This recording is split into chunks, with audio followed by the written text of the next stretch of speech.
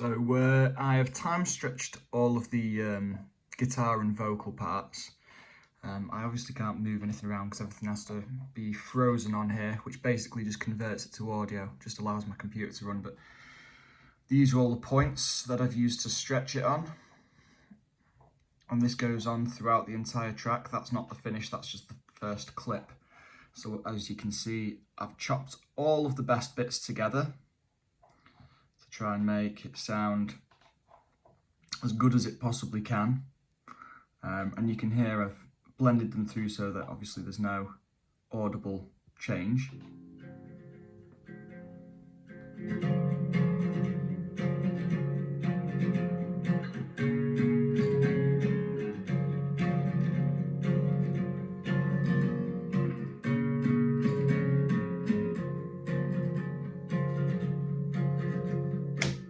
From there I have copied the entire track and dragged it into another file here, and I've moved one of them forwards a fraction, spread them left and right, so it gives a nice, nice stereo width.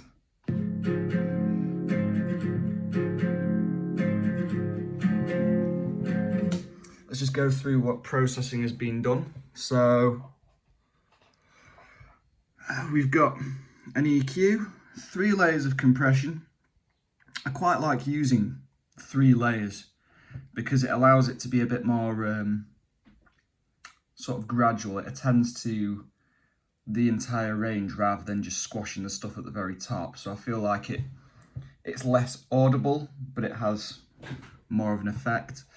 And then this limiter here is purely just to catch anything that goes beyond what I want it to.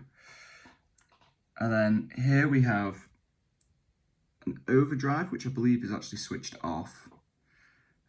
These are just some ideas I was playing around with. This one's probably more representative of what's actually gone on.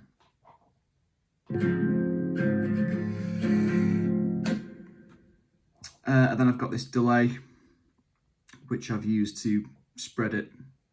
So that's now stereo. I think that's switched off as well.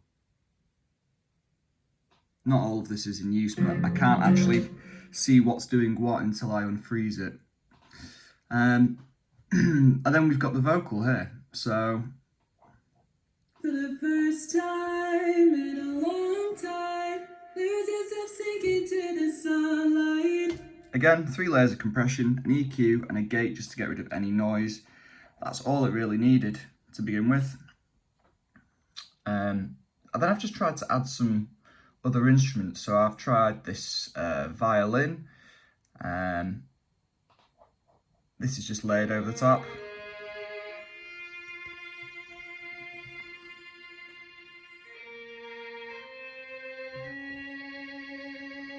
So we've got upper and lower octaves there. Upper is to the right, lower is to the left. There are points where it meets up, but it'll only be an octave apart at some points. And then the bass. For this I've chosen just to take whatever the chord is playing, I've taken the root note of that chord and I've stretched it out. So the first thing I used was this double bass sound.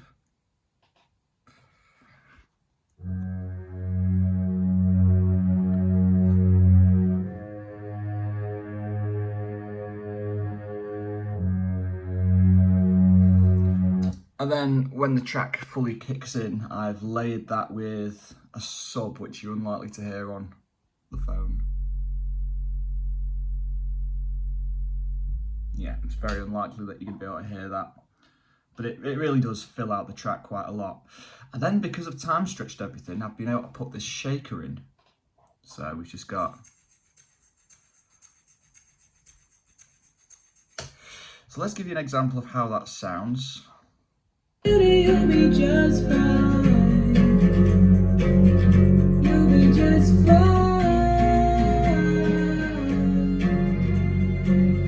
You'll be just fine. Outside for the first time in a long time. And then for this section, I've written sort of an an extra melody just with a string ensemble. Again, this has got a little bit of compression, but I've not actually done that much to it. All I've done is control the velocities to try and keep it sort of in the same area, and I've used the same sort of Hass effect to spread the sound and make it a little bit wider. Just fine. You'll be just fine. Now I think it's time you had a pink cloud summer. You've gone too long without a smile. Now I think it's time you found another reason to stay. So the next job is, because it's got it's all time stretched and it all sounds fine like that, I've slotted in all the best bits. The vocals and the guitar are pretty much there now, so all I need to do is build up a track around it. And I feel like the shaker works quite nicely, so I'd like to add in some sort of acoustic sounding drums to complement that. So that's the next job.